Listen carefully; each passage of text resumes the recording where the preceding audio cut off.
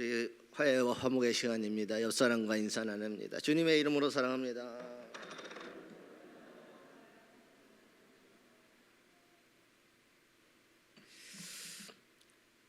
(4년) 만에 신방을 하는데 참 행복합니다. 예전에 살던 집보다 더 좋은 집으로 이사하신 분들도 참 많이 있고, 그동안에 하나님께서 은혜를 주셔서 한 4, 5년의 세월이 지나갔는데도 건강하게 하시고, 오늘 또 보니까 그동안 예배에 못 나오셨는데 신방 드리시고 난 다음에 예배에 참석하시는 분들이 또 이제 많아지기 시작을 했고, 감사를 드리고, 그러면서 성도들의 가정의 이제 기도 제목들을 쭉 살펴보는데, 돈 많이 벌게 해주세요 뭐 이런 내용은 거의 없어요. 실은 기도 제목이 우리 가족 행복하게 살게 해달라고, 그리고 우리 자녀들 건강하고 신앙생활 잘하도록, 자녀들의 인생이 잘 되도록, 뭐 대부분의 기도 제목들이 그런 거였다라는 거예요. 그래서 오늘 말씀은 신방하면서 제가 느낀 것인데, 우리가 이 땅 가운데 살아가는 동안에 어떻게 살아야 가정이, 자녀가, 사업이 복을 받고 정말 행복한 삶을 누려가면서 주님과 함께 살아갈 수 있을까라고 하는 것을 오늘 말씀을 통하여 전해드리고 싶습니다. 먼저 행복에 대한 이야기를 했으면 좋겠어요. 여러분, 행복이 뭐라고 생각하세요? 그냥 웃고 사는 사람들은 행복할까요? 막 웃어도 이런 사람이 많아요. 내가 지금 웃고 있지만 내 마음이 그게 아니야. 그런 사람들 세상에 정말 많이 있어요. 겉으로는 행복하게 보이려고 하지만 실제적으로 내면에는 그 참된 행복이 없이 살아가는 경우가 참 많이 있어요. 인생이 참 고단하죠. 근데 그것을 가정에서도 그럴 때가 우리가 있다라는 사실입니다. 그래서 과연 그러면 행복이 뭘까라고 했을 때, 우리가 잘 알고 있는 독일의 철학자인 임마누엘 칸트라고 하는 분이 행복의 조건으로 3가지를 이야기했습니다. 행복의 조건, 그 첫 번째로는 할 일이 있고, 할 일이 있는 사람은 행복하다라는 거예요. 두 번째로는 사랑하는 사람이 있고, 세 번째로는 희망이 있는 사람은 행복한 사람입니다 라고 이야기를 했어요. 여러분, 이 3가지의 그 제시한 조건들을 보면 실은 우리 일상 속에서 흔히 접할 수 있는 것들이라는 거예요. 그냥 어떻게 보면 우리의 살아가는 그 모습이라는 거예요. 일할 수 있고, 사랑하는 사람이 있고, 그리고 내가 소망이 있으면 그 사람은 정말 행복한 사람이다. 칸트도 돈에 대한 이야기, 소유에 대한 이야기, 사업에 대한 이야기, 엄청난 이야기 하지 않았어요. 참다운 행복은 우리가 지금 살아가는 이 순간, 매 순간마다 느껴지는 것이라 흔하게 누구든지 다 얻을 수 있는 것이다 라고 이야기하면서 나아가면서, 행복의 조건들은 지나치게 이상적인 것이거나 고차원적인 것이 아니라고 하는 사실을 말하고 있다라고 하는 사실, 이 이야기는 누구나 다 행복을 누리며 살아갈 수 있다라고 하는 겁니다. 지금 여러분, 복된 인생, 행복한 삶을 소원하고 있습니까? 오늘 또 내일 또 행복하기를 원하고 있습니까? 대부분의 많은 사람들은요, 행복을 많은 것을 가지고 소유하는 것이 복이라 생각하면서 그 소유하는 복을 받고자 소원하며 기도하며 살아가는 경우가 얼마나 많은지 모릅니다. 그렇죠? 아니, 다 해보셨잖아요. 왜 아닌 척 하세요? 많은 것을 소유하고, 내가 그래야 세상 살면서 좀 당당하고 떳떳하게 말이야, 먹고 싶은 거 마음껏 먹고, 입고 싶은 거 예쁘는 마음껏 사 입고, 좋은 집에 살고 말이에요. 남들 앞에 좀 보여주고 말이에요. 우리는 정말 그렇게 생각한다라는 거예요. 그래서 많은 사람들이 소유의 복을 받고자 소원하면서 기도하는 경우가 참 많이 있습니다. 그런데 여러분, 소유가 정말 행복일까요? 많은 것을 가지면 정말 행복할까요? 그런데 여러분, 이 소유의 복이라고 하는 것은요, 행복의 조건이 될 수 있지만 이 소유의 복은 불행의 조건이 될 수도 있다라고 하는 사실이에요. 가진 것을 잘 쓰면 행복해지기도 하지만 그 소유한 것 때문에 문제가 되는 경우가 얼마나 많은지 몰라요. 떳떳하면 이제 부모님 가지고 있다가 물려줘야 될 그 유산 가지고 싸우는 사람들이 얼마나 많아요 세상에. 그죠? 안 싸우셨어요? 텔레비에 보면 뭐 돈 많은 사람들이 더 싸워요. 더 싸워. 있을 만큼 있는 사람들이요 뭐 승계다 시작을 해가지고 불법을 쓰고 말이야. 어떻게든 그러고 서로 고소고발하고요.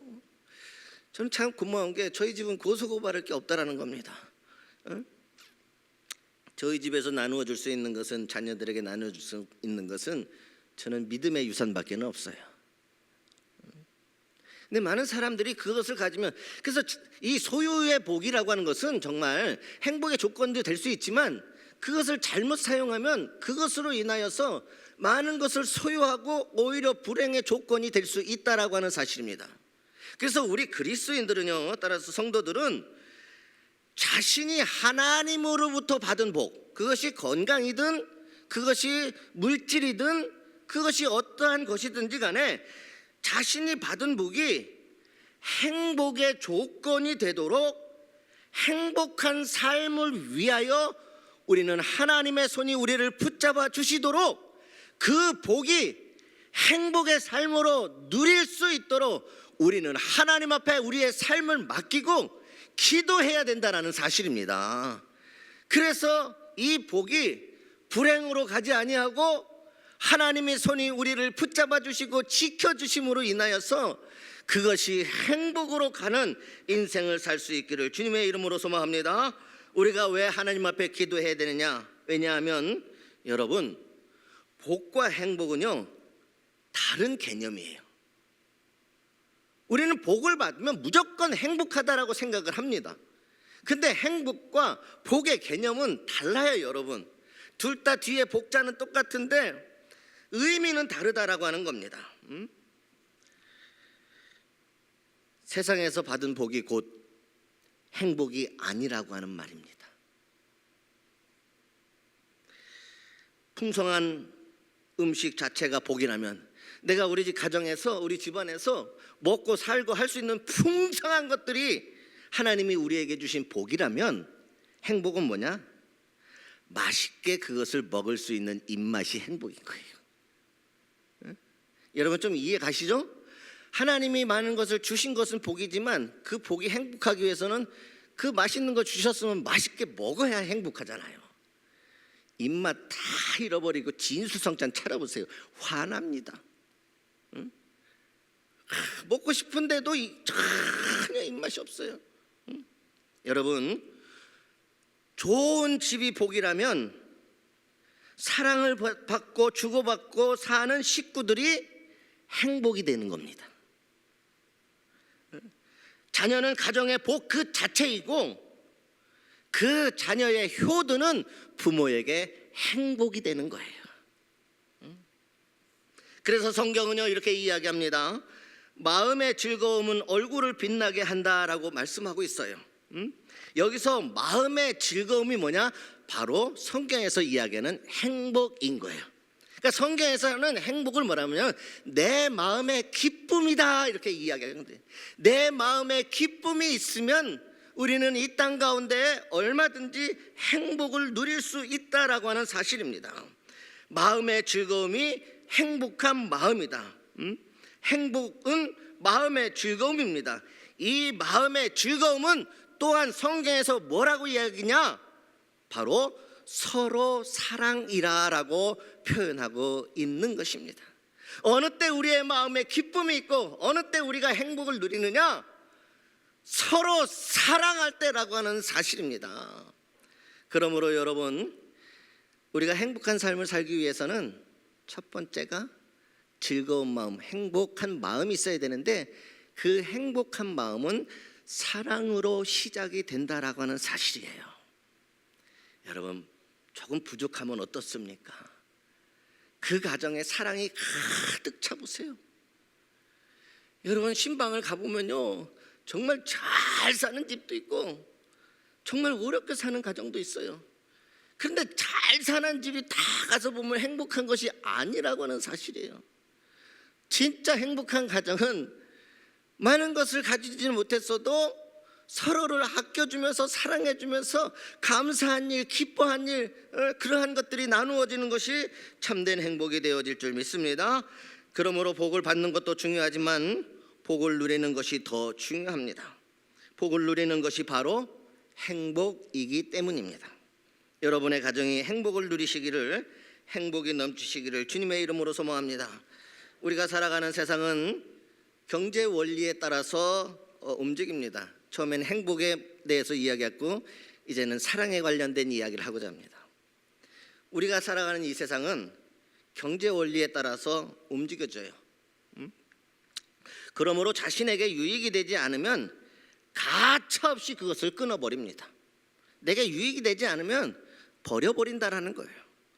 직원들을 많이 채용해서 회사를 운영하면서도 회사에 이익이 안 되는 직원은 그냥 해고해버리는 세상이 돼버렸어요. 그러나 여러분, 세상은 그렇다 할지라도 우리가 복을 받고 행복한 가정이 되기 위해서는 이 가정은 그런 원리가 아닙니다. 왜 그렇습니까? 가정은 경제 원리에 의해서 존재하지 않고 사랑의 원칙에 따라서 가정이 존재하기 때문입니다. 그래서 여러분 가정마다 복을 받는, 복이 있는 가정이 되기를 주님의 이름으로 소망합니다. 행복한 마음이 있기를 주님의 이름으로 소망합니다. 사랑의 원리로 예수 그리스도께서 십자가에 우리에게 보여주신 그 사랑을 내가 가지고 있으면 우리는 사랑하지 않고 견딜 수 없는 존재들이 믿음으로 사는 그리스도인들인 것입니다. 그러므로 예수 그리스도를 믿는다라고 하는 것은 이미 십자가의 사랑을 소유하고 있다는 거예요. 내가 사랑하고자만 한다면 얼마든지 우리는 사랑하며 살아갈 수 있고 그 사랑은 결국 우리 인생의 복이고 행복으로 찾아오게 되어질 줄 믿습니다.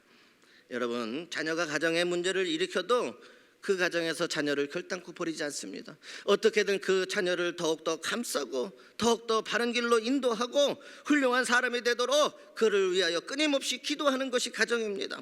남편과 아내가 병들었어도 버리지 않고 더 관심을 가지고 사랑으로 아껴서 치료해서 건강하게 가정을 이어나가는 것입니다. 여러분, 부모가 늙고 병들었다고 이제 아무짝에도 쓸모없는 사람이 되었다 할지라도 우리는 결단코 부모를 버리지 아니하고 그 부모님을 잘 공경해 드립니다. 왜 그랬을까요? 그것이 바로 사랑의 원칙입니다. 사랑의 원칙. 사랑의 원칙이 여러분 얼마나 대단한지 아십니까?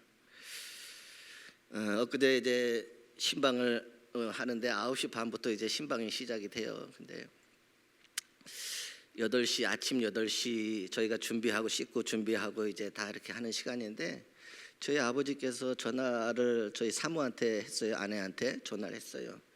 근데 이제 8시 우리가 지금 준비를 하다 보니까 전화를 못 받았어요. 전화를 못 받았는데 그래서 다 준비하고 보니까 전화가 와서 전화를 드렸더니 나 지금 양양 간다 하고서 전화를 하신 거예요. 나 지금 양양 간다. 내일 모레면 90인 양반이 지금 양양 온다니까 그때부터 가슴이 철렁 내려앉는 거예요. 90이 양양 오기에는 양양은 너무 먼 거리예요. 천안에서 양양까지. 그래서 운전해 오실 수가 없으니까 어떻게 오시냐면 새벽에 일어나셔서 7시에 기차를 타셨어요. 기차를 타고 서울역에 내리시는 거예요. 그래서 서울역에서 다시 강릉 가는 기차를 또 타신 거예요. 3시간 넘게 타서 10시에 강릉역에 도착한 거예요. 그때 저희는 신방 중에 있었단 말이에요. 그러면 그 신방 중에 갈 수도 없고 양양 간다 전철은 기차는 막 오고 있는데 그러니 깜짝 놀라가지고 다행히도 동서가 강릉에 살아서 전화 급히 해가지고 10시까지 나가서 아버님 오시니까 10시까지 나가서 꼭 모시고 양양까지 와달라고 그래서 11시까지 여기 오셨어요. 대신방이라고 얘기했더니 기차를 딱 내리신 다음에 표를 다시 끊고서 전화가 오셨어요. 나 돌아가련다. 대신방인 줄 모르고 그냥 왔는데 그 목적이 뭔지 아십니까? 그 90년 양반이 딱 하나예요. 보고 싶어서. 다른 이유가 없었어요. 무슨 일이십니까? 그랬더니 아들이 보고 싶어서 온대요. 제가 그런 사람입니다.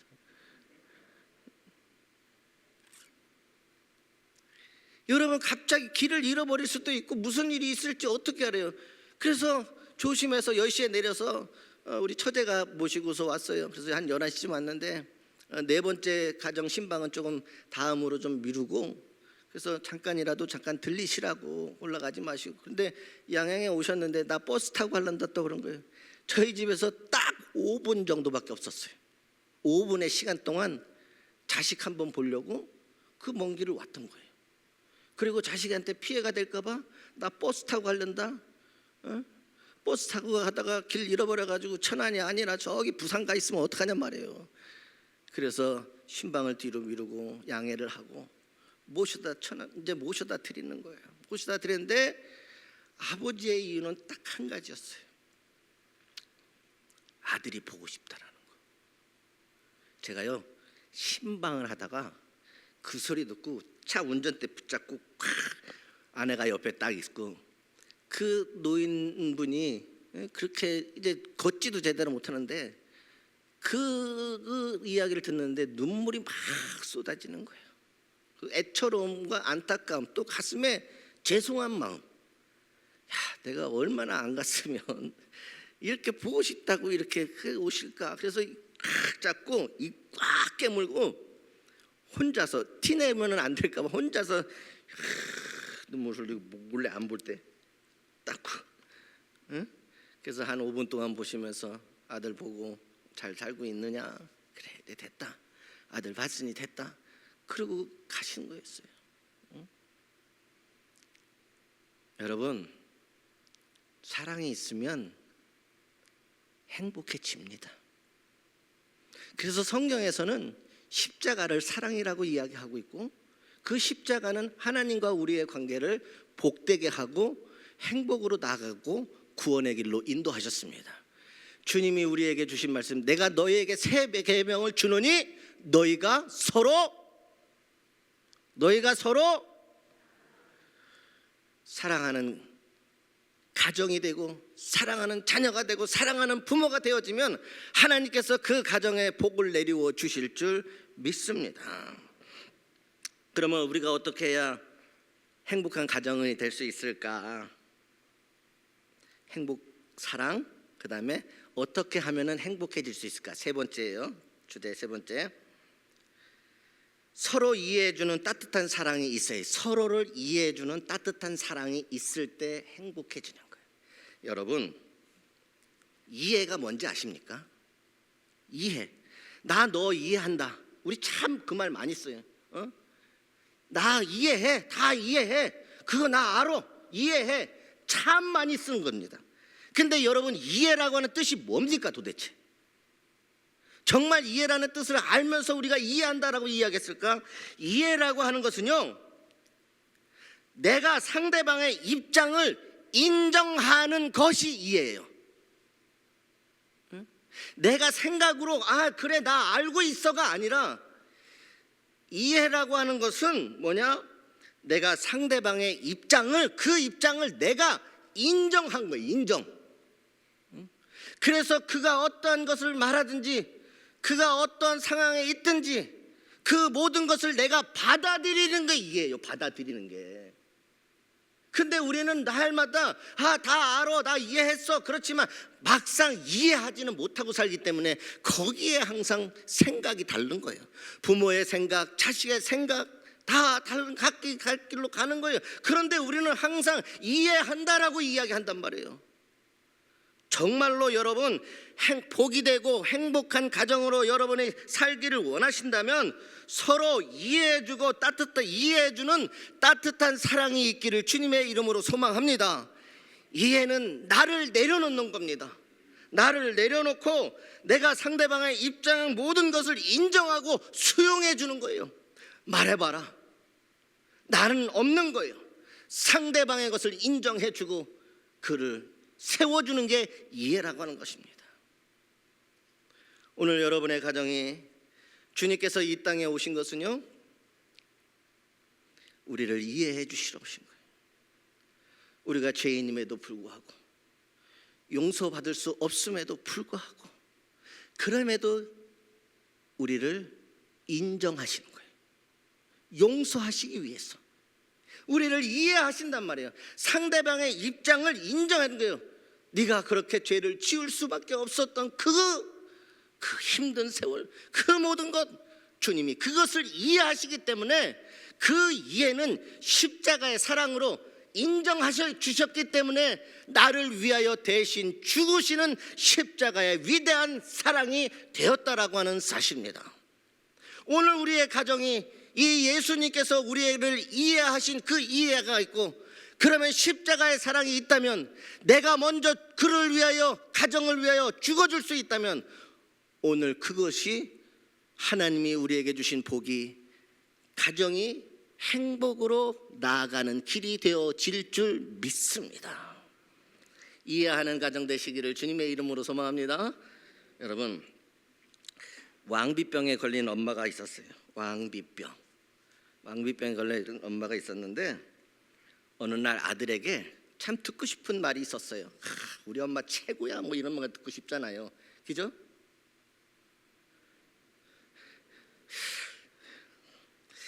어떻게 해야 되나, 가끔 이제 말씀을 전해야 되나 멈춰야 되나 가끔 헷갈릴 때가 있어요. 여러분 그렇잖아요. 우리 자녀들이 야 우리 엄마 최고야 말이야, 야 얼마나 행복합니까? 그 한마디만 들으면요, 그동안 이놈 때문에 고생했고, 이놈만 있는 게 아니죠, 이녀도 있죠. 그것 때문에, 이것들 때문에 고생한 거, 그 한마디가 싹 사라지는 거예요. 뭐 돈 뭐 이런 거 아니에요. 그 한마디 말이 모든 것이 다 눈 녹듯이 녹아지는 거예요, 여러분. 응? 왕비병에 걸린 엄마가 아들에게 그러고 싶어서 듣고 싶은 이야기가 있어요. 근데 그 아들에게 듣고 싶은 이야기가 뭐였냐면, 금상첨화. 우리 엄마는 금상첨화야. 이 말을 듣고 싶었어요. 그래서 맛있게 음식을 해서 어머니는 아들에게 정성을 다해서 맛있는 음식을 차려서 줬어요.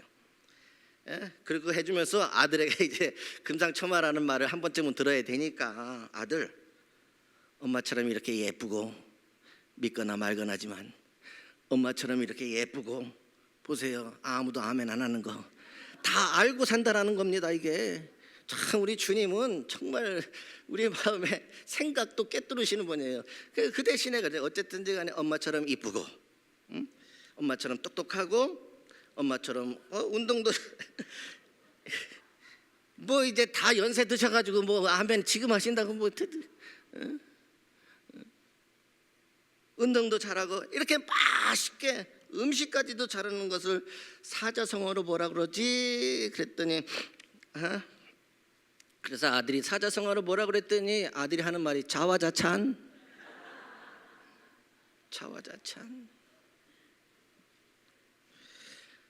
엄마는 그 얘기를 듣고 실망이 빠진 거야. 이놈의 자식 이거.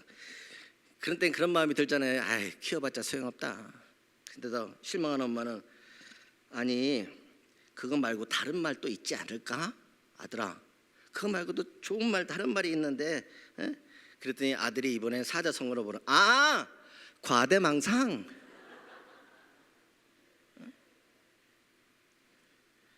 속이 상한 엄마는 마지막 결심을 해요. 그래서 아들한테 힌트를 주려고 그래요. 아들, 엄마가 듣고 싶은 말이 있는데 금자로 시작을 해. 금자.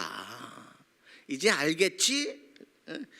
그래서 금자로 시작한다는 말을 듣고 아들이 주저없이 이렇게 이야기를 합니다. 금시초문? 여러분, 우리는 웃고 있지만 실은 우리가 서로를 이해한다는 것이요, 결코 쉽지가 않아요. 여러분, 나는 그것을 하고 듣고 싶고 그렇게 했는데 상대방의 입장에서는 그렇지 않을 때가 얼마나 많은지 몰라요. 소통이 잘 되어지는 가정이 행복한 가정이 되어질 줄 믿습니다. 서로를 이해해주고 서로를 사랑해주고 따뜻한 말 한마디 해주는 가정이 행복한 가정이 되어질 줄 믿습니다. 그래서 그러한 행복한 가정들을 저와 여러분들 마음이 통하는 그러한 가정으로 살아갈 때에 우리는 행복한 가정이 되어질 줄 믿습니다. 여러분, 성 어거스틴은 이런 말을 했어요. 마귀의 자식과 하나님의 자녀를 구별하려면 간단한 방법이 있다. 사랑이 없는 사람은 마귀의 자식이고 사랑이 있는 사람은 하나님의 자녀라고 이렇게 말을 했습니다. 우리는 모두 다 사랑이 있는 하나님의 자녀입니다. 십자가는 사랑이었습니다. 십자가는 이해였습니다. 십자가는 오늘 우리를 찾아오신 하나님의 은혜였습니다. 우리는 하나님의 자녀이고 하나님의 자녀는 당연히 십자가에서 보여주신 그 사랑이 우리에게 있고 그 이해함이 있는 거예요. 자녀답게 살면 성도의 가정은 기쁨과 행복이 넘쳐나게 되어질 줄 믿습니다. 그러면 오늘 성경 속에서 어떻게 살아야 우리가 참된 복을 받고 행복한 가정이 될 수 있을까? 자녀들의 인생이 됐을까? 세 가지를 이야기해서 첫 번째는 온 가족이 하나님을 가까이 하라 이렇게 이야기했어요. 28절 말씀의 결론적인 말씀이지만 하나님께 가까이 함이 내게 복이라. 그러니까 우리의 가정이 우리의 자녀가 복을 받기 위해서는 성경에서는 하나님을 가까이 하라는 거예요. 왜? 복을 누가 주십니까? 하나님이 주시기 때문인 거예요. 복을 주시는 그분과 가까이 할 때 그 복을 받게 되어질 줄 믿습니다. 두 번째로 뭐라고 얘기하냐? 하나님과 함께하는 삶을 살아야 한다라고 얘기해요. 하나님과 함께하는 삶 23절입니다. 내가 항상 주와 함께하니 주께서 내 오른손을 붙드셨나이다. 우리의 가정과 우리의 모든 삶이 하나님과 함께하였더니 주와 함께하니 주께서 내 오른손을 붙드셔서 이 세상의 어떤 상황 속에서도 건져주시고 넘어졌을 때 일으켜 세워주시고 힘겨웠을 때 붙잡아 주실 것을 믿습니다. 우리 그리스도인들은 하나님을 가까이 하는 것이 복인데 그것이 나 하나 가까이 하는 것이 아니라 실은 온 가족이 믿음의 자녀가 되어져서 하나님을 가까이 할 때 진정한 복을 받고 행복한 가정으로 여러분의 기도에 응답의 축복이 있게 되어질 줄 믿습니다. 하나님과 함께하는 자를 주의 오른손으로 붙들어 주신다고 그랬습니다. 이 말씀은 기도하면 주님이 응답해 주시겠다는 거예요. 지금 주님이 여러분의 손을 붙잡고 가신다는 거예요. 여러분의 삶의 모든 날 동안 주님이 오셔서 손을 잡아 주신다는 거예요. 그러니 그 주님은 내가 가는 길, 내가 사는 길, 내가 먹는 길, 내가 하는 모든 것들을 잡고 계신 손을 통하여 보고 계시고 알고 계신다는 사실입니다. 그랬을 때 우리의 형편을 주님이 아시고 우리를 복된 길로 인도하여 주실 줄 믿습니다. 마지막으로 주님의 말씀에 순종하며 살아가야 된다는 거예요. 24절에 주의 교훈으로 나를 인도하시고 후에는 영광으로 나를 영접하시니라 말씀하고 있습니다. 하나님의 말씀에 순종하며 지키며 살아갈 때에 하나님께서 우리를 복된 인생, 가정, 자녀들 만들어 주실 줄 믿습니다. 오늘 여러분들의 가정에 또 대신방은 계속되어지지만 여러분들이 정말 기도의 제목들을 하나하나 기록하고 적어낼 때마다 그것을 위해서 기도할 때마다 여러분들이 정말 하나님이 주시는 복을 받을 수 있는 자격이 있어야 된다는 거예요. 자녀답게 사는 것이 있어야 되는 거예요. 하나님을 가까이 하지 않는 인생은 절단코 복을 받을 수가 없습니다. 특히 믿는 자의 인생은 그러한 것입니다. 우리가 믿음으로 주님을 영접했으면 주님이 내 삶의 주인이 되신 것이고 주님이 나의 오른손을 붙잡아 주신다고 말씀하셨고 건져 주신다 말씀하셨고 나를 영접해 주시고 나를 영화롭게 하신다 말씀해 주셨습니다. 주님과 함께 할 때에 우리의 손을 놓지 않으시는 주님, 또한 주의 말씀이 우리의 삶의 교훈이 되어서 말씀을 잘 지켜 행하고 살면 하나님께서 우리의 인생을 복된 길로 인도해 주시고 여러분이 기도하는 모든 것들, 건강함과 또 마음의 평안과 또 가족의 행복과 자녀들의 믿음과 또 자녀들의 일평생을 놓고 기도하는 모든 것들이 다 이루어지실 줄 믿습니다. 그와 같은 복이 여러분의 인생 가운데 끊어지지 않기를 주님의 이름으로 소망합니다. 기도하겠습니다.